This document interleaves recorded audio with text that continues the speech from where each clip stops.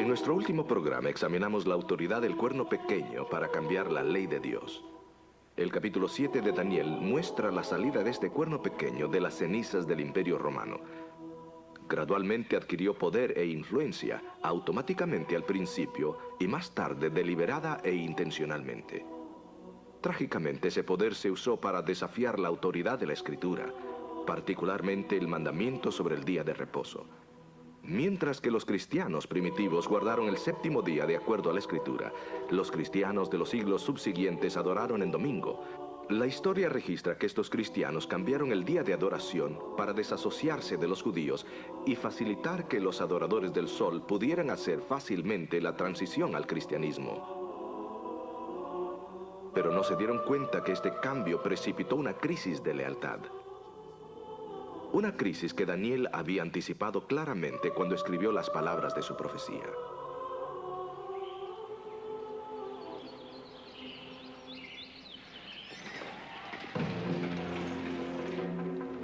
Seguidamente, el cuerno pequeño tomó acción en contra de aquellos que desafiaron su autoridad.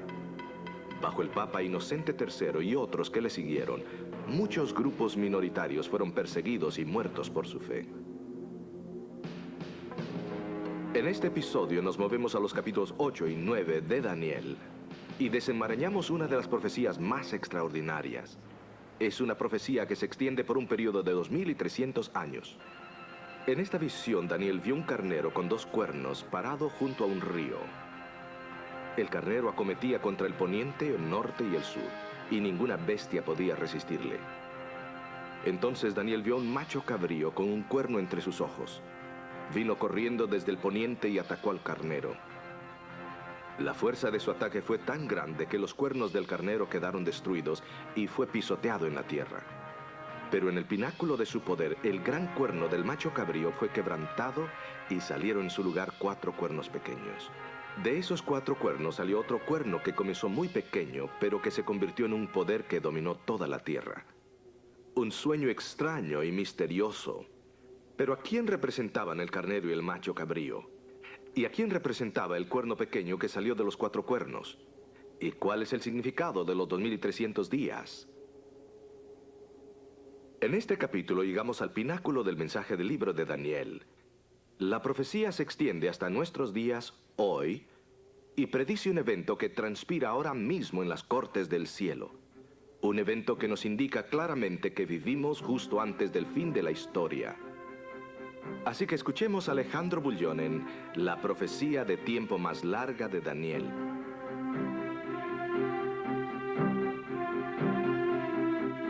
Hola amigos, ¿cómo están? Hoy quiero darles la bienvenida a lo que será sin duda ninguna uno de los capítulos más fascinantes y significativos de Daniel. En nuestro estudio de las profecías hasta este momento hemos notado que hay un principio que obviamente resalta en cada una de las profecías y es la repetición y la ampliación de lo ya representado. Cada una de las profecías de Daniel pasa por el mismo periodo de la historia, mencionando los imperios del pasado, añadiendo mayor cantidad de detalles para el tiempo del fin. Notamos esto al estudiar Daniel 2 acerca de los 4 imperios mundiales, Babilonia, Medo-Persia, Grecia y Roma. Después, cuando llegamos a Daniel 7, nuevamente vemos que la profecía abarca el mismo periodo, Babilonia, Medo-Persia, Grecia y Roma, pero en esta ocasión añade el cuerno pequeño luchando contra el tiempo y contra la ley de Dios. Ahora llegamos a los capítulos 8 y 9.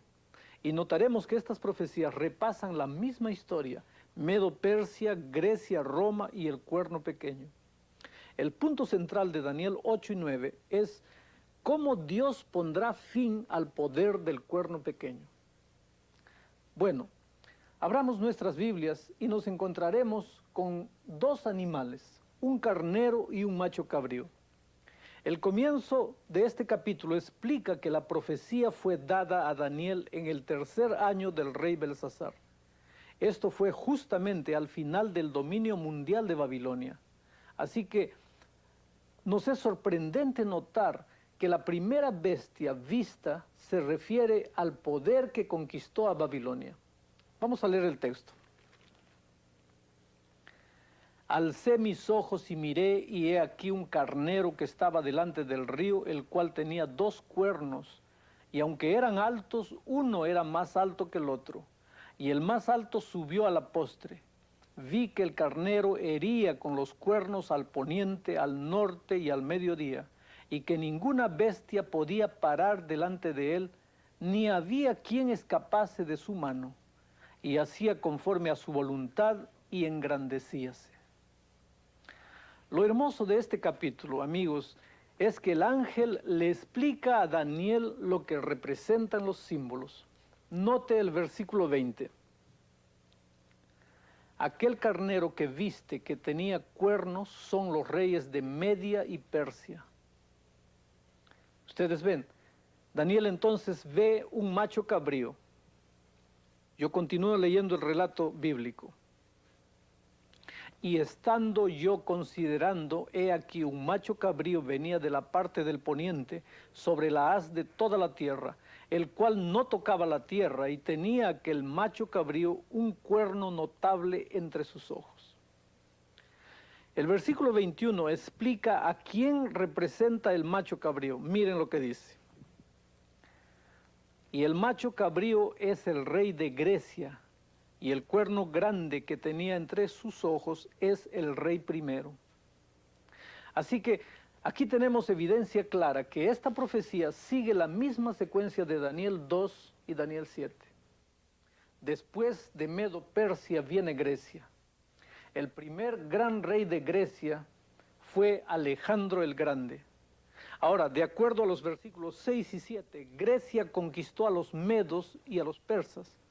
Pero justamente cuando Alejandro estaba en la cumbre de su poderío, a la edad de 32 años, murió repentinamente, probablemente como resultado de su intemperancia. El imperio griego, en vez de ser tomado por una sola persona, fue dividido en 4 reinos separados. Note lo que la profecía decía. Y engrandecióse en gran manera el macho cabrío, y estando en su mayor fuerza, aquel gran cuerno fue quebrado, y en su lugar subieron otros 4 maravillosos hacia los 4 vientos del cielo. Esto es extraordinario, amigos, porque todo se cumplió en la historia. Los 4 reinos fueron Egipto, Tracia, Macedonia y Siria. Estos 4 reinos fueron gobernados por los 4 generales de Alejandro: Ptolomeo, Casandro, Lisímaco y Seleuco. Después de esto, Daniel ve al cuerno pequeño que sale de uno de los 4 vientos del cielo. El cuerno pequeño no sale de uno de los 4 cuernos. Así que Roma, el próximo poder que le sigue a Grecia, no surge de la división del imperio griego, sino más bien de uno de los 4 vientos del cielo, o de una de las 4 direcciones del cielo. Por ejemplo, del oeste. La profecía entonces sigue explicando en los versículos 23 al 25 en contra de quién estará este poder del cuerno pequeño. Voy a leer el texto. Y al cabo del imperio de estos, cuando se cumplirán los prevaricadores, levantaráse un rey altivo de rostro y entendido de dudas, y su poder se fortalecerá, mas no con fuerza suya, y destruirá maravillosamente, y prosperará, y hará arbitrariamente, y destruirá fuertes, y al pueblo de los santos, y con su sagacidad hará prosperar el engaño en su mano, y en su corazón se engrandecerá, y con paz destruirá a muchos, y contra el príncipe de los príncipes se levantará, mas sin mano será quebrantado. Es obvio que el príncipe de príncipes se refiere a Jesucristo. Todos sabemos que fue el poder romano de los Césares lo que crucificó a Jesús. Esta es otra indicación que la profecía está tratando con los mismos poderes de Daniel capítulo 2 y 7. Así que en este punto el poder del cuerno pequeño es la Roma de los Césares. Pero ahora la profecía se enfoca en el cuerno pequeño y lo que hace El versículo 10 dice lo siguiente.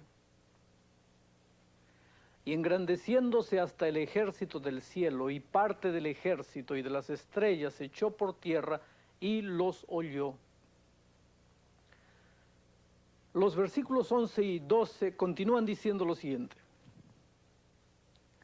Aún contra el príncipe de la fortaleza se engrandeció, y por él fue quitado el continuo sacrificio, y el lugar de su santuario fue echado por tierra, y el ejército fue el entregado a causa de la prevaricación sobre el continuo sacrificio, y echó por tierra la verdad, e hizo cuanto quiso, y sucedióle prósperamente. Ustedes ven, este cuerno pequeño atacaría el santuario, echaría abajo la verdad y las prácticas y prosperaría. Después, Daniel relata la conversación de dos seres celestiales acerca del cuerno pequeño y su ataque al santuario y a la verdad de Dios. En el versículo 13 nosotros encontramos lo siguiente. Y oí a un santo que hablaba a otro de los santos. Dijo aquel que hablaba: ¿hasta cuándo durará la visión del continuo sacrificio y la prevaricación asoladora que pone el santuario y el ejército para ser hollado? ¿Cuánto tiempo se le permitirá continuar? El versículo 14 añade: y él me dijo, hasta 2300 días de tarde y mañana, y el santuario será purificado. Ahora, si sumamos 2300 días, nos va a dar un poco menos que 7 años. Esto no es suficiente tiempo para que ocurran todos los eventos que hemos estado estudiando hasta aquí. Por otro lado, en el versículo 13 se hace la pregunta: ¿cuán larga será la visión? La visión comienza en la época de Medo-Persia y termina en el periodo después del Imperio Romano. Esto nos da a entender que no pueden ser solamente 2300 días literales. Finalmente, el versículo 17 dice que esta visión tiene que ver con el tiempo del fin. Nuevamente, si fueran días literales, la visión no iría más allá de los días de Daniel, y mucho menos llegaría al tiempo del fin. Como ustedes pueden ver, la Biblia no solamente usa animales o imágenes para representar poderes políticos, tal como lo hacemos hoy, que el canguro, por ejemplo, representa a Australia, el león a la Gran Bretaña y el águila a los Estados Unidos. En realidad, la Biblia usó estos símbolos mucho antes de que aparecieran los dibujantes de hoy. Así como todos estos símbolos, la Biblia también usa un día para simbolizar un año. Tenemos ilustraciones bíblicas que apoyan este símbolo. Nótese lo que dice Ezequiel 4:6. Voy a leer. Y cumplido estos, dormirás sobre tu lado derecho segunda vez, y llevarás la maldad de la casa de Judá 40 días, día por año te lo he dado. Este principio de que un día representa un año ciertamente encaja en el contexto de Daniel 8. Tendrían que ser días simbólicos o años para extenderse desde los días de Medo-Persia hasta el tiempo del fin. El ángel Gabriel está a punto de explicarle a Daniel este periodo de tiempo. Y notemos lo que sucede. Voy a leer. Y la visión de la tarde y la mañana que está dicha es verdadera, y tú guarda la visión, porque es para muchos días.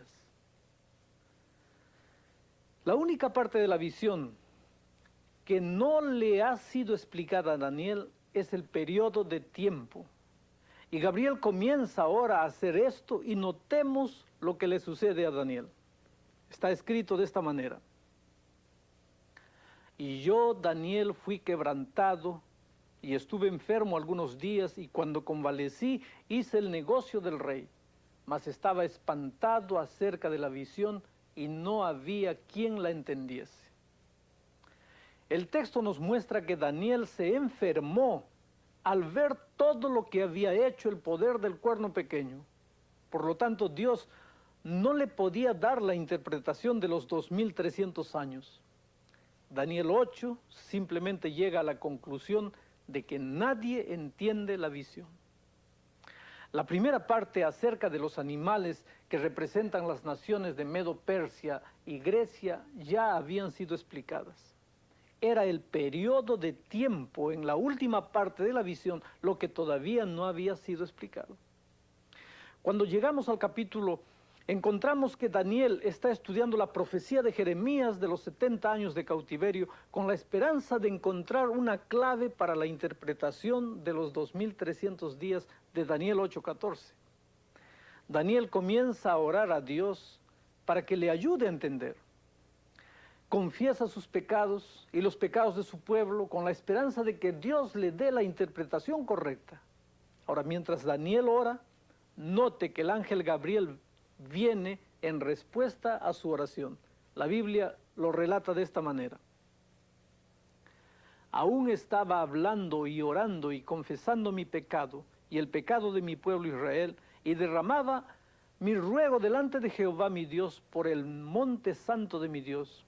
Aún estaba hablando en oración, y aquel varón Gabriel, al cual había visto en visión al principio, volando con presteza, me tocó como la hora del sacrificio de la tarde. Este es el mismo ángel que le diera a Daniel la visión original del capítulo 8. Recuerden que no se había dado ninguna otra visión desde la visión del capítulo 8. Y Gabriel le dice a Daniel lo siguiente, voy a leer. E hízome entender y habló conmigo y dijo Daniel, ahora he salido para hacerte entender la declaración. Al principio de tu ruego salió la palabra y yo he venido para enseñártela, porque tú eres varón de deseos. Entiende pues la palabra y entiende la visión. Gabriel llama la atención de Daniel a la visión que vio al comienzo de la visión de los 2300 días. Gabriel le dice, he venido ahora para darte entendimiento. Recuerden que Daniel dijo que no entendía la visión del capítulo 8. Ahora viene Gabriel y le dice que ha venido para explicarle. El único periodo de la visión no explicado es el periodo de tiempo. Así que no sería sorprendente encontrar una explicación de los 2300 días en el próximo capítulo. El capítulo 9 de Daniel bosqueja los detalles que están ligados con la profecía de los 2300 días. Si hemos de entender el periodo de tiempo de la profecía de los 2300 días, debemos entender primeramente los periodos de tiempo de la profecía de las 70 semanas. Dentro de un momento veremos que la profecía de las 70 semanas bosqueja un periodo de 490 años y que este periodo fue cortado de la profecía de los 2300 días. Ustedes ven que Jesús es el foco de esta profecía. Es una profecía sumamente importante, importantemente crucial para nuestro entendimiento de la profecía de los 2300 días. Así que tomemos ahora algunos momentos para enfocar algunos de sus detalles y en particular el papel que desempeña Cristo en todo este asunto. Yo les invito en este momento a mirar la ilustración del video que fue preparado.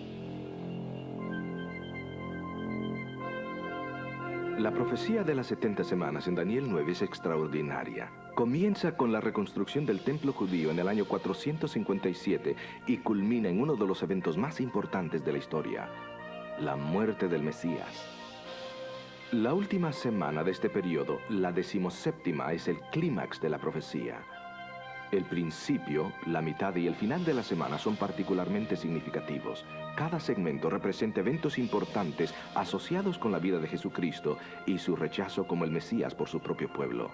Puesto que Jesús es el centro de esta profecía, necesitamos comprender un poco de su vida aquí en la tierra para percibir el impacto de la profecía de Daniel.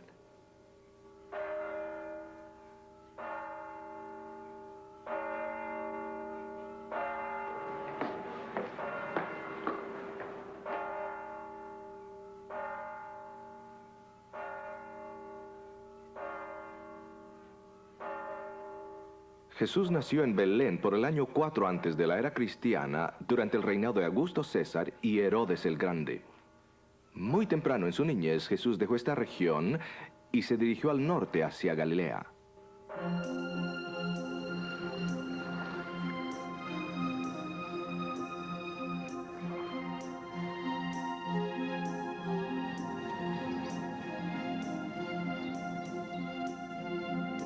Nazaret moderna es una ciudad activa. Hay buenas relaciones entre los tres grupos religiosos principales: los cristianos, los judíos y los musulmanes. Las raíces cristianas del pueblo se dejan ver en magníficas iglesias. Esta iglesia, por ejemplo, es una iglesia ortodoxa griega. Fue construida sobre la única fuente de agua en las inmediaciones y es uno de los lugares que sabemos que Jesús visitaba frecuentemente. Hoy uno puede beber el agua del pozo.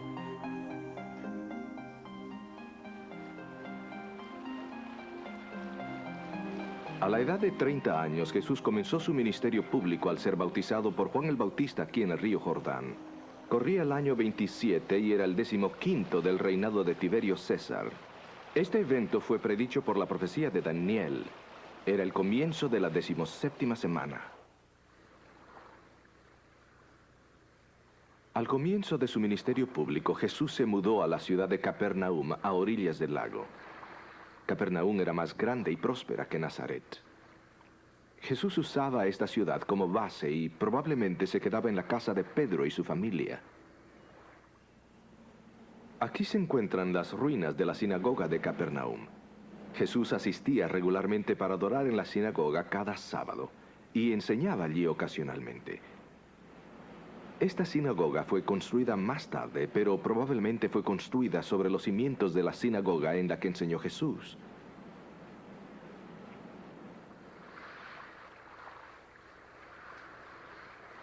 Galilea fue la región donde Jesús concentró su ministerio público.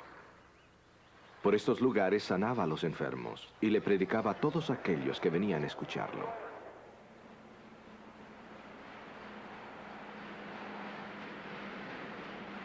Hacia el fin de su ministerio, Jesús dejó Galilea y viajó hacia el sur, hacia Jerusalén. Allí fue traicionado en manos de las autoridades religiosas, juzgado en sus cortes y sentenciado por Poncio Pilato a morir por crucifixión. Increíblemente, esta fecha también fue predicha por Daniel en su profecía de las 70 semanas. La profecía de Daniel dice que a la mitad de la última semana, el ungido sería cortado y acabaría con el sacrificio diario en el templo. Esta es efectivamente la tumba de la familia de Herodes. Tiene una gran roca que debía rodar al frente, y es típica de la clase de tumba en la que Jesús mismo pudo haber sido enterrado. Pero el aspecto más importante de Jesús no fue su muerte y sepultura, sino su resurrección. Este evento dramático dio comienzo a la iglesia cristiana, cuando sus discípulos llevaron las buenas nuevas. La muerte y resurrección de Cristo también marcó el fin del sistema de sacrificios en el santuario, porque Cristo, el Cordero de Dios, había sido inmolado por los pecados de la humanidad. El sistema judío de sacrificios en el santuario quedaba obsoleto. El tipo había encontrado el antitipo. Pero los líderes judíos rehusaron aceptar esto y comenzaron a perseguir a los seguidores de Cristo. 3 años después de la resurrección de Cristo, se efectuó el martirio del primer cristiano en las afueras de la ciudad de Jerusalén. Esteban, un diácono de la iglesia, fue apedreado.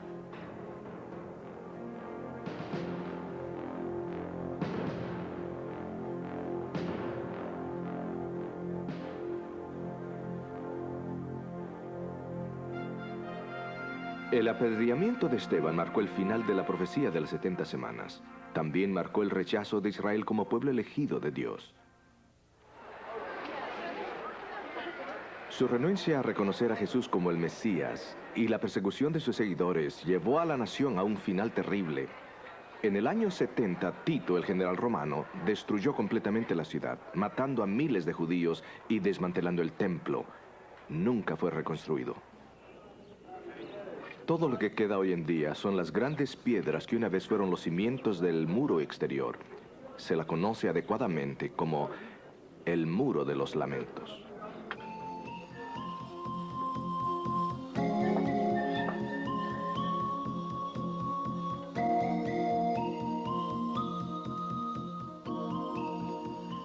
La profecía de las 70 semanas es una profecía sorprendente que señalaba con exactitud la venida del Mesías.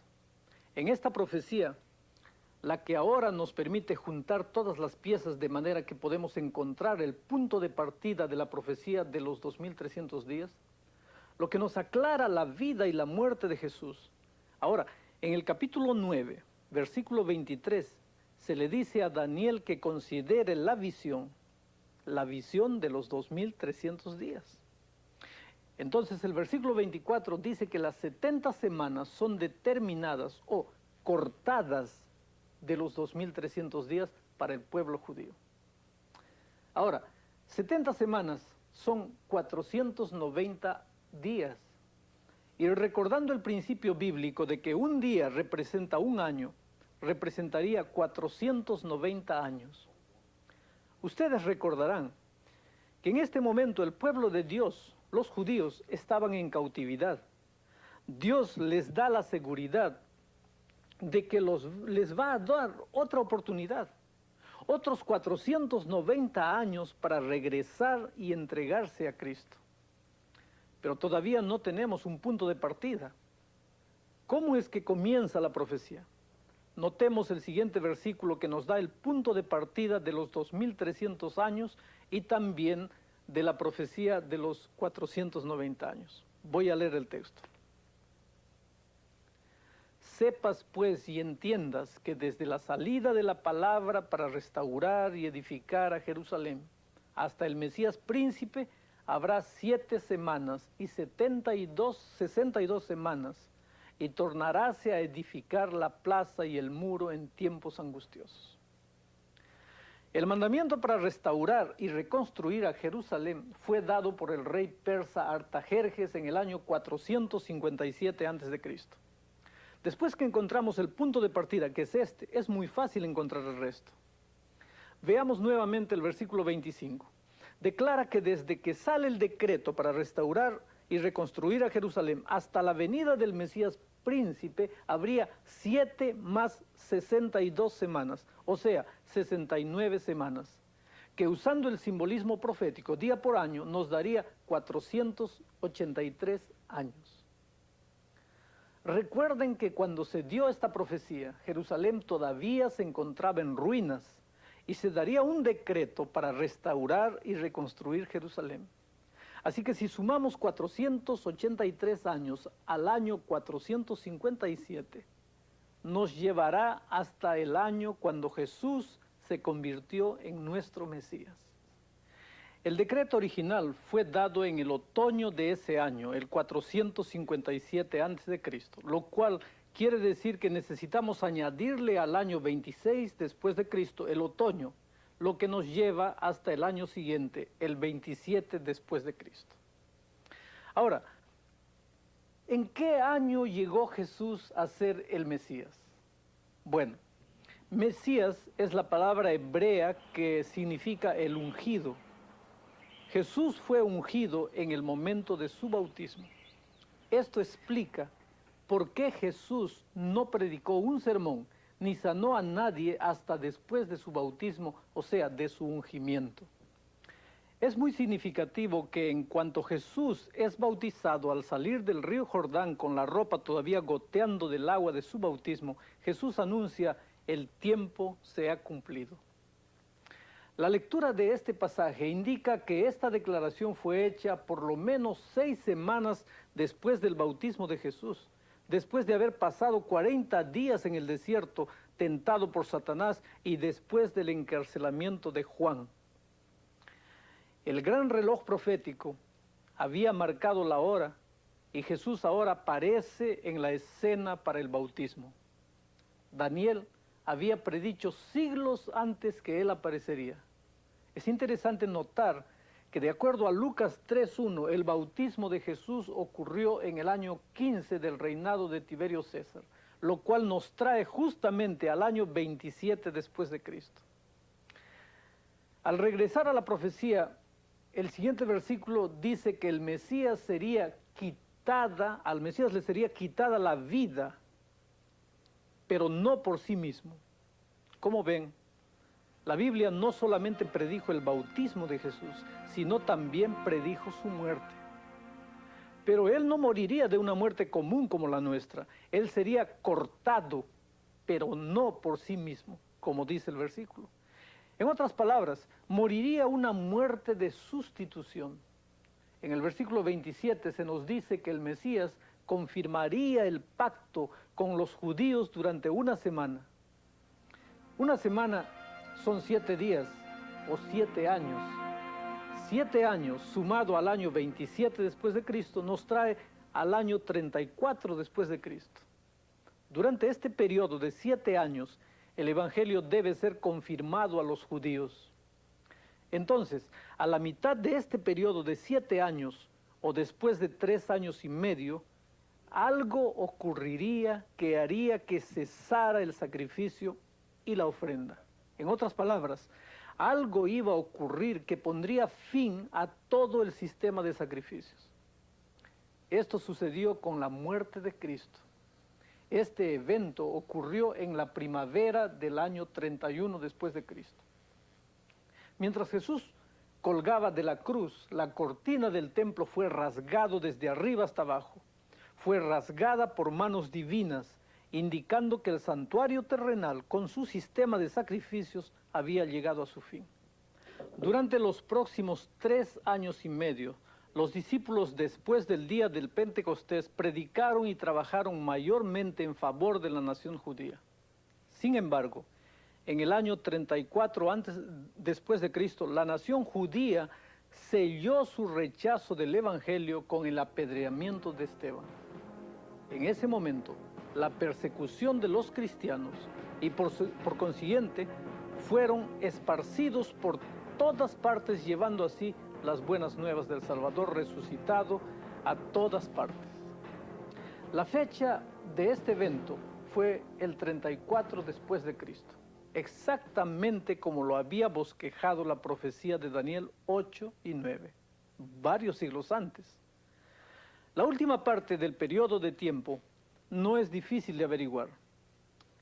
Recuerden que la profecía de los 490 años fue cortada del periodo más grande, que son los 2300 años. Esto quiere decir que nos quedan 1810 años. Ustedes recordarán que la profecía dijo que durante 2300 días o años el santuario y la verdad serían pisoteados. En otras palabras, el santuario y la verdad de Dios iban a ser restaurados después de todos estos largos años. Hay algo muy significativo acerca del santuario que la cristiandad conoce muy poco, y es por eso que es tan importante entender esta profecía. Ahora, para ayudar a reforzar algunos de los detalles de esta profecía tan significativa, tomemos algunos minutos para juntar todas las piezas del rompecabezas. Es preciso resumir lo que hemos dicho a través de este programa. Puede parecer a simple vista que este asunto es medio complicado, pero creo que este video va a aclarar completamente el panorama. Observemos el video.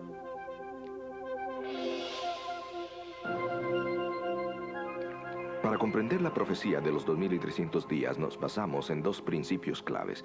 Uno, el principio de día por año, es decir, un día profético equivale a un año calendario. El otro principio es el de repetición y expansión. Daniel emplea este método cuando repasa la misma historia de sus profecías previas y las expande. Así que mientras Daniel 7 habla acerca del desarrollo del cuerno pequeño, Daniel 8 y 9 hablan de cómo Dios acabará con ese poder. Recordemos un punto muy importante. La profecía de los 2300 días le fue dada a Daniel durante los últimos días del Imperio Babilónico. Puesto que Babilonia estaba por esfumarse en la historia, la visión realmente comienza con el siguiente imperio, Medo-Persia. El imperio Medo-Persa estaba representado por el macho cabrío con 2 cuernos. Luego siguió el carnero con un cuerno prominente, representando a Alejandro el Grande y el imperio griego. Cuando Alejandro Grande murió, su reino fue dividido en 4, y de uno de los 4 se levantó este terrible reino, el Imperio Romano. La profecía predijo que este reino destruiría a los santos de Dios y se levantaría contra el príncipe de los príncipes. Cuando apareció el ángel Gabriel y comenzó a explicarle el significado de la visión, Daniel quedó tan abrumado que enfermó y se desmayó. Consecuentemente, Gabriel no pudo terminar la explicación, es decir, la parte concerniente a las tardes y mañanas de los 2300 días. Transcurrido el tiempo, el reino de Babilonia cayó bajo Darío el Medo. Mientras tanto, Daniel estudiaba la profecía de Jeremías de los 70 años del cautiverio judío, deseando encontrar la clave de los 2300 días. Pero aparentemente no había solución al problema. Ninguna solución excepto hasta que el mismo ángel, el ángel Gabriel, se le apareció nuevamente a Daniel y le explicó la visión. Se le dijo que las 70 semanas habían sido cortadas de los 2300 días para el pueblo judío. Usando el principio de interpretación de un día que representa un año, 70 semanas representan 490 años. Recuerden que los judíos estaban en cautividad en el momento en que Dios les aseguró que tendrían 490 años más para determinar su suerte. Las 70 semanas comenzaron con el decreto de Artajerjes para reconstruir a Jerusalén en el año 457 a.C. Al fin de las primeras 69 semanas llegaría el Mesías. 69 semanas son 483 años que nos llevan al año 27 de la era cristiana, el año en que Jesús fue bautizado y comenzó su ministerio público. Este es el principio de la 17ª semana. La profecía dice en Daniel 9:26 que a la mitad de la 17ª semana se le quitaría la vida al Mesías, prediciendo la muerte de Cristo en el año 31 de la era cristiana. Así que la Biblia no solamente predijo el bautismo de Cristo, sino también su muerte. Pero noten que dice que Cristo no moriría por sí mismo, sino una muerte sustitutiva por la humanidad, trayendo así el fin del sistema de sacrificios. Desde el comienzo de su ministerio en el año 27 de la era cristiana, se le otorgaron 7 años a la nación judía para aceptar a Jesús como el Mesías. Pero en el año 34 no solo se había rechazado y crucificado a Jesús, sino que el primero de los mártires cristianos había sido apedreado por el pueblo elegido de Dios. El apedreamiento de Esteban marca el fin de las primeras 70 semanas o 490 años de la profecía de los 2300 años. Nos quedan 1810 años. Cuando sumamos 1810 años al año 34, llegamos al año 1844, que es la conclusión de la profecía de los 2300 años. La Biblia declara que hacia el final de los 2310 el santuario sería purificado. Así que, ¿qué ocurrió a la mitad del siglo XIX cuando se cumplía esta profecía?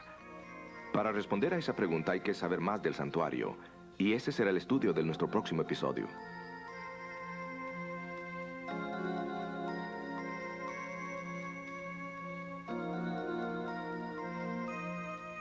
¿Vieron ustedes la manera maravillosa como Dios conduce los destinos de este mundo? Él está en el control de los países, los gobiernos y las vidas. Tú nunca estás solo. Dios conoce tu vida, conoce tus luchas, tus sueños, tus alegrías, tus tristezas. Si en algún momento te sentiste abandonado, rechazado y triste, levanta los ojos al cielo. Dios está todavía en el control de todo. Entrégale tu vida y con humildad trata de andar en sus caminos. ¿Te gustaría tomar una decisión allí donde estás? ¿Quieres orar conmigo en este momento? Inclinemos el rostro. Querido Padre que estás en los cielos, cuando estudiamos esta profecía vemos la manera maravillosa como tú condujiste el destino del mundo hasta aquí. Nada tenemos que temer con relación al futuro, porque sabemos que tú estás en el control de los destinos de este mundo. Eso nos inspira confianza. Eso nos hace descansar confiados en tus brazos de amor. En este momento hay personas que están allí reunidas, que asistieron a este video. Permite que tu espíritu trabaje poderosamente en esas vidas. En el nombre de Jesucristo. Amén. Amigos queridos, en los próximos capítulos vamos a revelar el clímax fascinante de esta increíble profecía, la más larga y tal vez la más significativa de todas las profecías de Daniel. Puedo asegurarles que vamos a tener 2 programas sumamente importantes. Los temas contienen información vital para aquellos que vivimos en los últimos días. Espero que ninguno de ustedes se pierda uno de los próximos programas. Que Dios los bendiga. Voy a estar orando por todos ustedes.